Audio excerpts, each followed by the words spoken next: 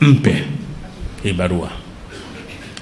Mwalimu amekuja Dar es Salaam 52 fundisha Pugu. Mtu ambaye alikuwa anamjua ni Joseph Kasela Bantu. Kwa hiyo akamfuata Joseph Kasela Bantu, akamwambia kuwa mimi nataka kuonana na Abdu Sykes. Akamwambia huyu ndio president wetu hapa, tutakupeleka. Akamchukua akampeleka nyumbani kwake, mtaa wa Sikukuu na Agre kwa wakati huo. Sasa hivi ni Maxim Bwana na Sikukuu nadhani inaitwa Zaramu Street, kitu kama hivi.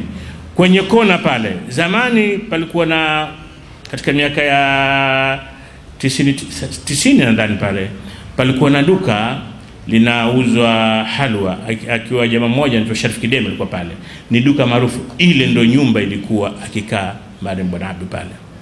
Akampeleka mpaka pale, wakaonana, yakaja mapenzi makubwa. Kwa umri Mwalimu ni mkubwa, Mwalimu Nyerere ni mkubwa kwa Abdu kwa miaka 2. Na alipoona zile fikra za Mwalimu, na Mwalimu Kachua alikuwa tayari kishapata master's degree, akamwambia Mwalimu, akamwambia Nyerere, wewe tunataka sisi tukufanye president wa chama chetu, tudai uhuru wa nchi hii. Lakini ngoja nikurudishe nyuma tena. Abdu katika fikra yake, Mwalimu hakuwa mtu wa kwanza yeye kumtaka kuwa rais wa taa. Mwanzo kabisa yeye alimtaka Chief David Kidaha Makwaia kutoka Shinyanga. Kidaha Makwaia alikuwa katika machifu wenye nguvu sana, na Waingereza wakimpenda sana. Sasa Marehemu Abdu akimwambia, anambia David, wewe unatoka kwenye kabila kubwa, sisi tunataka tukuchague hapa uwe president, tuchukue nchi yetu hiyo, achana na Uingereza. Lakini Chief Kidaha yeye aliona kuwa ule mustakabali wake wa baadaye uko zaidi, una maslahi zaidi na Uingereza kuliko na Waafrika wa nchi. Marehemu Tewa Said Tewa alikuwa akiniambia, anasema unaweza kumpa mtu alimasi akaiona mkaa. Anasema David hakujua Abdu alikuwa anampa nini. Mwenzake Nyerere aliiona ile. Labda wakati ule ile nguvu ilikuwa haijafikia bali pake pa yeye kuamini, kwa sababu hata Mwalimu wengi hawajui. Hakuingia hivi, alikuwa na sita. Lakini ilipokuja ile safari ya Umoja Mataifa ile, siku anarudi kutoka Umoja Mataifa, naamini hapa kuna watu wazima walikuwepo wakati ule, wanajua siku ile kilitokea nini hapa Dar es Salaam. Na siku ile ndio Nyerere alipojua kuwa mimi nina watu, kwa sababu ile safari ilifungwa na wazee. Baada ya 5 kuundwa, ikatengenezwa baraza la wazee ambalo mwenyekiti wake alikuwa Sheikh Suleiman Takadiri. Ananihadithia Dosa Azizi, anasema tumefika uwanja wa ndege, hapana hata pa kutema mate. Tukasema sasa yule Nyerere kule tutamtoaje? Hebu tizama nyuma hapa, fikiri mtu yuko kule sasa hivi ataka kuja hapa. Ananiambia tumekaa nyumbani kwake hapa Mlandizi. Ananiambia tena, kanipeleka Bwana Ali Sykes mdogo wake na Abdu ili anihadithie mikasa iliyopita. Ananiambia mimi nimetizama ule umma, nikasema sasa hapa tutamtoaje Nyerere pale kwenye ndege kumleta hapa? Basi anasema mimi niliendesha gari yangu mpaka chini ya mlango wa ndege, na Mwalimu hakutegemea mapokezi yale. Na ukitizama zile picha, Daris, koti, kofia, Daris, koti, kofia, mama zetu ndani ya mabaibui. Hii ndiyo historia yetu. Hii ndiyo nini? Mimi nakumbuka niko mdogo Mtakiungani, naye mamangu mkubwa huyu Bi Mwanaisha, mama mamangu alifariki. Wanapita watu na magwanda ya kijani yale, nyumba kwa nyumba, kuchangisha sumni. Na muona hivi mamangu Bi Mwanaisha anatua sumni kuchangia 5. Sijui nende wapi nirudi wapi, kwa sababu kisa ni kirefu. Kuna mambo juu ya mambo, lakini mmeshapata picha nguvu ya 5.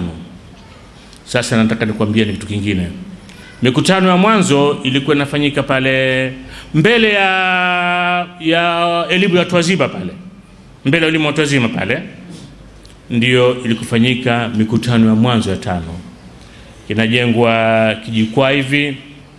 Juu pale alikuwa na Sheikh Suleiman Takadir, Titi Mohamed, Mwalimu Nyerere na Mzee Mtamila.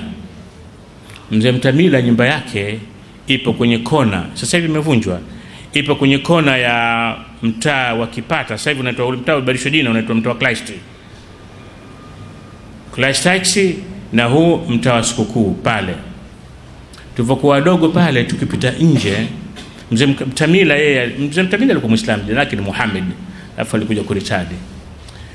Ukitizama ndani pale unaziona picha zile za harakati. Sijui zile picha zilipelekwa wapi. Anakaa Mzee Mtamila. Sheikh Suleiman Takadiri kabla hajaanza mkutano lazima ipigwe Fatiha. Basi ule umma inazizima surat Fatiha ile. Bismillahirrahmanirrahim. Na watu wamesimama na wanaomba dua. Akimaliza sasa, alikuwa na maneno yake Sheikh Suleiman Takadiri, wenyewe wakimuita Makarios. Wakati ule Cyprus, kisiwa cha Cyprus, huyu Makarios yeye alikuwa padri, alikuwa anagombana na Uingereza. Sasa kwa sababu hapa tuna Sheikh Takadiri anapambana na Uingereza, wakamuita jina la utani Sheikh Takadiri Makarios. Anasimama pale, anasema hii 5 ni sawa na hii 5, akimana swala 5. Anasema huyu, mwalimu amekaa pembeni, huyu ni kama sisi. Na watu walimpenda sana mwalimu. Basi mwalimu atapanda pale atazungumza au atapanda, inategemea siku hiyo wameamka vipi 5. Kama siku anataka Mwingereza asuguliwe sawa, anapandishwa Titi Mohamed. Wakati ule kwa msichana mdogo miaka 25, tena siku za mwanzo akivaa ile baibui la ukaya lile, wazee nyinyi mnalijua lile, sio hizo baibui za siku hizi, ile la ukaya, anasimama pale anazungumza na wanaume, na alikuwa anahamasisha pana mchezo. Kama siku ya kumwaga msimamo, napandishwa Mwalimu Nyerere. Kama siku watu wanataka wahamasishwe kwa aya za Qur'ani, mwenyewe Sheikh Suleiman Takadiri anasimama. Hii ndio historia yetu. Basi nakurudisha nyuma kabisa, nikupe kitu kimoja tu ambacho na hakika nyinyi mtashangaa. Na hakika mtashangaa. Hivi nikikwambieni kama ile hutuba Mwalimu Nyerere aliyosoma Umoja Mataifa mwaka 55 iliandikwa na Abdu na wenzake mwaka wa 50, mtaniamini? Mtaniamini? Mtasema huyu mtoto kwa uongo huyu. Mtaniamini? Basi ile hutuba ile ipo kwenye kitabu cha Mwalimu Nyerere. Ile hutuba kuna mkono wa Mariam Abdu Sykes mle, kuna mkono wa Hamza Mwapachu mle, kuna mkono wa Zuberi Mtemvu mle, kuna mkono wa Mwalimu Stephen Muhando mle, na kuna mkono wa Sheikh Hassan bin Amir Mufti. Nipigie takbira bwana. Kuna mkono wa Sheikh Hassan bin Amir, kwa sababu ilipofika mwaka 53 Abdu atakubadilisha chama kile kio cha siasa, alitengeneza kamati mwenyewe anaita political subcommittee. Tutakwenda mbele turudi nyuma. Siku moja mimi nimeandika article kwenye gazeti moja la Uingereza. Bwana Ali Sykes kaisoma hiyo mambo kama miaka 20 iliyopita. Akamwambia mwanae, hebu mwambie Mohamed aje hapa. Akamwambia wewe haya maneno kakwambia nani haya? Akamwambia, akasema Kama nataka kuandika, wewe unaweza kuandika wewe? Wewe unaweza kuandika? Nikamwambia yeye baba mimi naweza kuandika. Akasema mimi ni kwa siku zote nafikiria mimi nilete watu waje waandike historia. Nikamwambia ulete watu gani na mimi baba nipo? Wewe kwa unaweza. Sasa ananionyesha ukuta kama vile. Sasa unaona pale kuna sefu zipo nyaraka. Lakini sijui funguo za sefu ile nimeziweka wapi. Ilikuwa siku ya Jumatatu nakumbuka. Akasema njoo Jumatano. Ikiwa siku ya Jumatano sijapata ile funguo na mleta fundi tunavunja. Nimefika pale bwana anacheka bwana Ali Sykes. Akanipa faili nikipunguza uongo kimo hiki. Ndani ya faili ile nakuta barua za marehemu Abdul Sykes. Utashangaa. 53 ameanzisha kamati ndani ya taa anaita political subcommittee. Yeye mwenyewe akiwa secretary na acting president. Ndani ya kamati ile kamtia Sheikh Hassan bin Amir, Hamza Mopachu, kamtia Saidi Chaurembo alikuwa hakimu wa mahakama Kariakoo, akamtia Mwalimu Stephen Muhando, wao kama watu 5 hivi. Ile hotuba aliyosoma Mwalimu Nyerere Umoja Mataifa iliandikwa na watu hawa. Sasa upate tabu wewe kujua michango iliyokuwa mle ndani.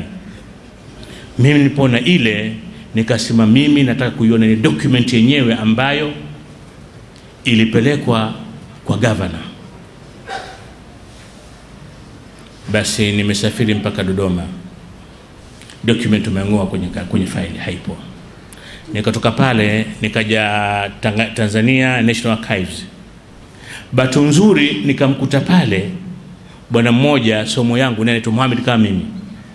Akaniuliza wewe hizo unatafuta unatokea nini? Nikamwambia bwana mimi nataka kuandika historia ya ya Tanganyika. Wewe unafanya kazi gani? Kama mimi nasoma chuo kikuu. Akasema ngoja nende. Akaja akaniambia faili vile ile document haipo. Akaniambia lakini usio na wasiwasi, kuna microfilm. Microfilm ni ile document inachukuliwa afu inapigwa picha ile, inahifadhiwa. Ukitia kwenye chombo fulani unaisoma ile. Siku ya pili nakuja pale ofisini kwake, ile kumtazama uso wake tu nimemuona kachoka, nikajua ile kitu haipo. Akanambia Sheikh Mohamed, ile document inaelekea haipo vile vile.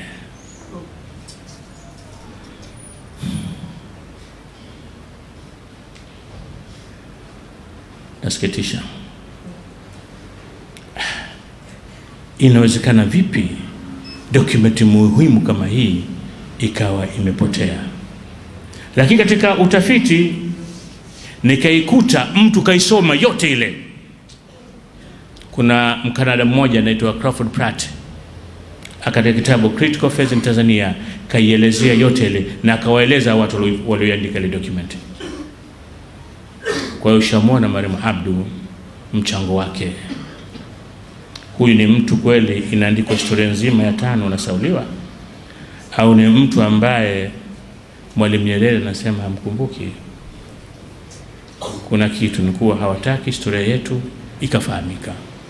Sasa ni jukumu letu sisi. Hatuwezi leo historia hii ikasomeshwa kwenye vyuo au ikasomeshwa kwenye shule. Lakini basi hata watoto wetu hatuwezi kuwarithisha historia hii mdomo kwa mdomo wakaijua. Haya, kisa cha uchaguzi wa Mwalimu Nyerere na Abdul Sykes wa mwaka 53 huwezi kuona mahali popote umehadithiwa, lakini uchaguzi huu ulifanyika pala na Toglo, ulikuwa kwa kuonyesha mikono. Wanasema zilipokuwa zitapigwa kura mara 2 kura zilikuwa zinafanya nini?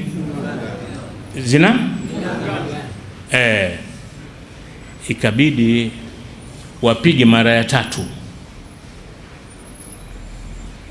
Mwalimu Nyerere akapita kwa kura chache sana. Kwa nini?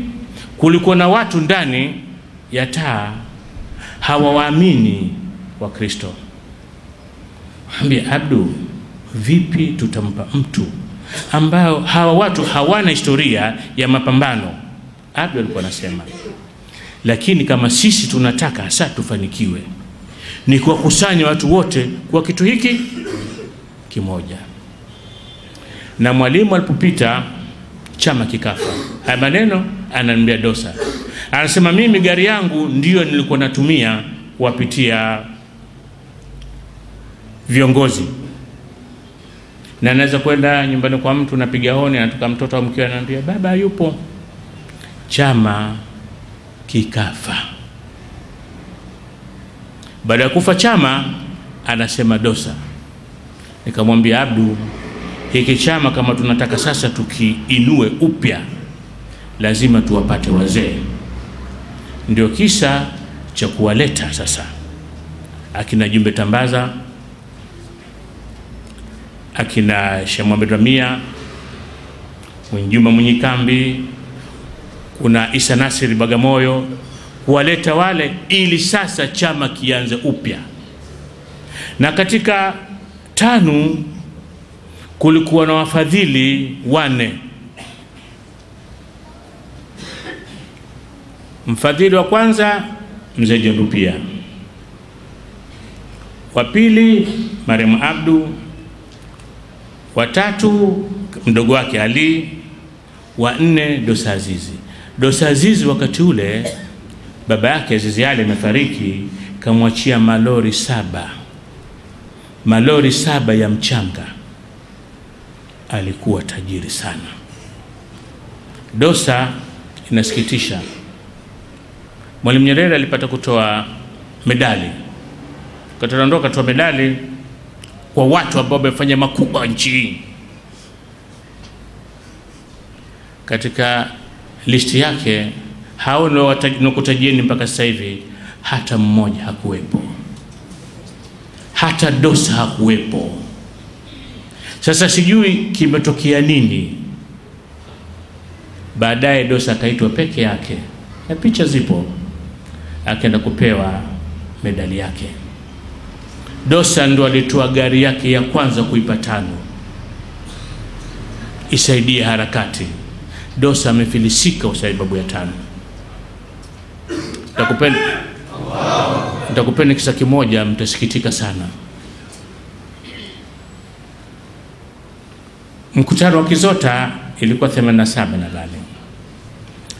Dosa ananihadithia mimi, siku nilipokwenda kumwona kwanza alifurahi sana, hasa alipojua kwa mimi nimekwenda kuandika habari za TANU.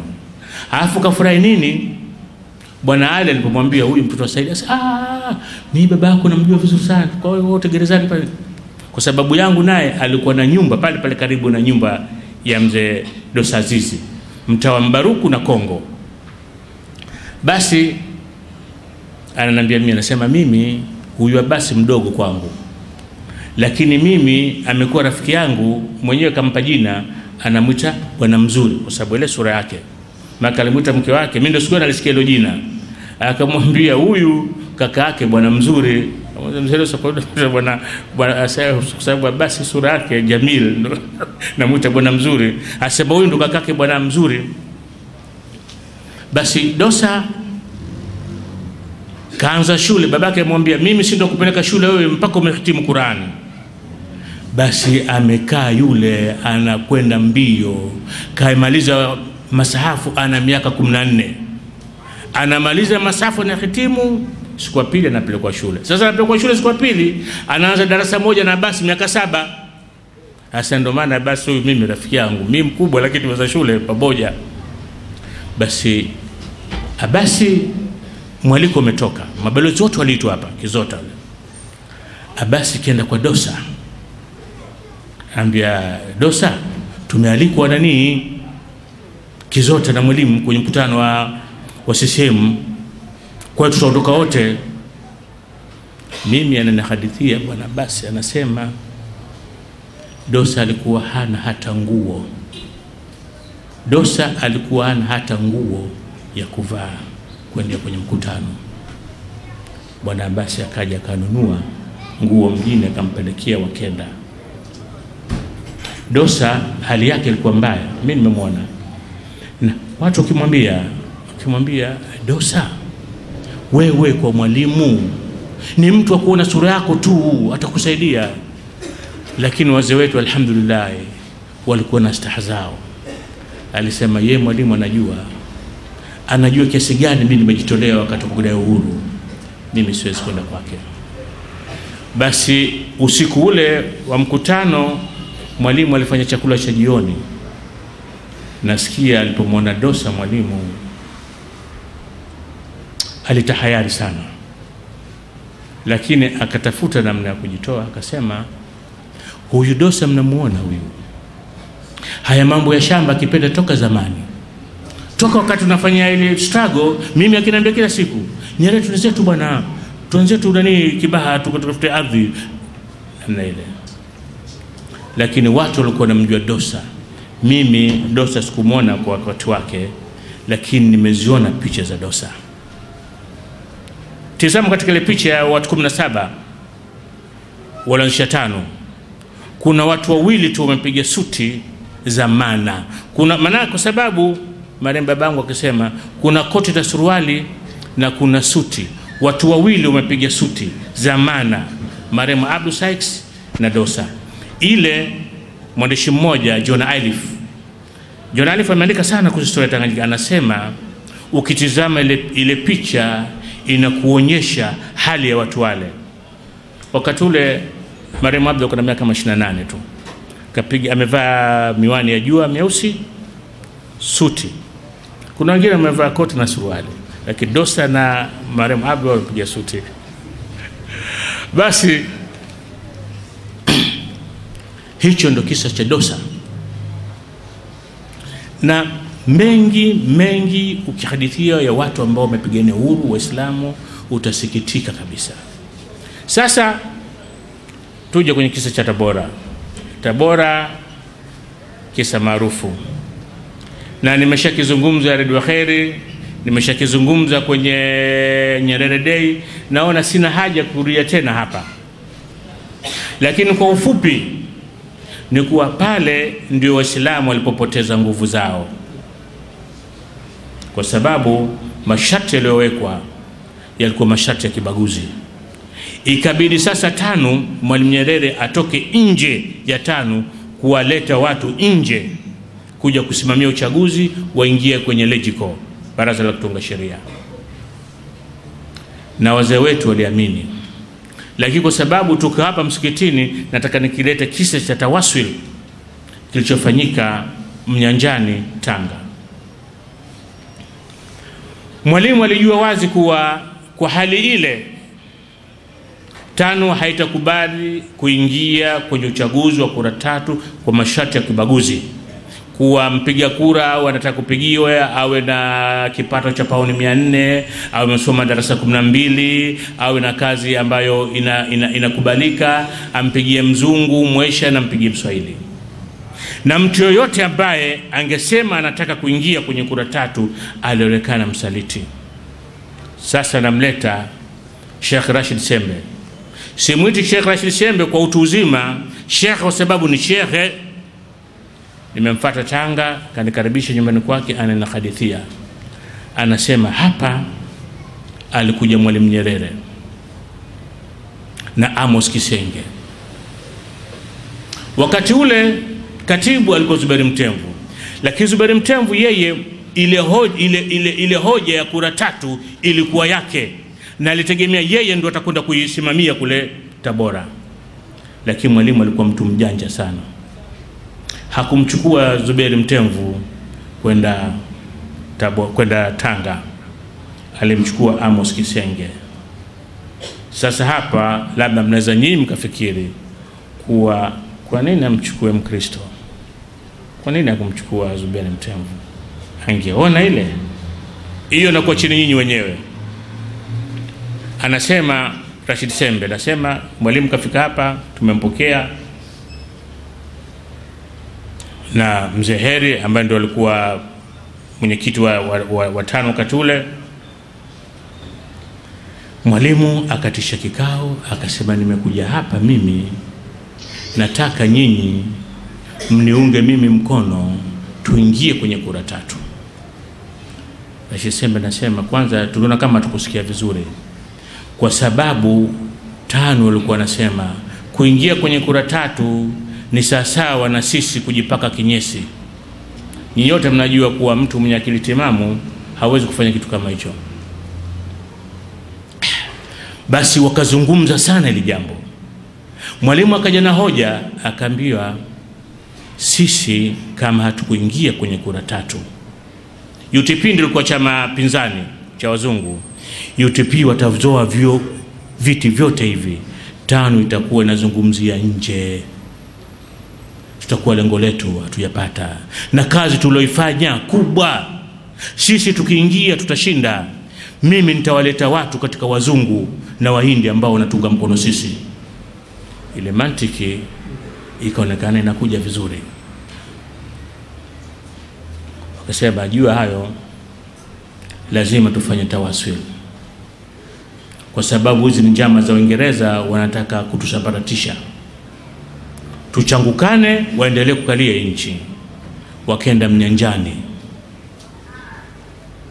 na listi mpaka nani alisoma Qur'ani, nani alisoma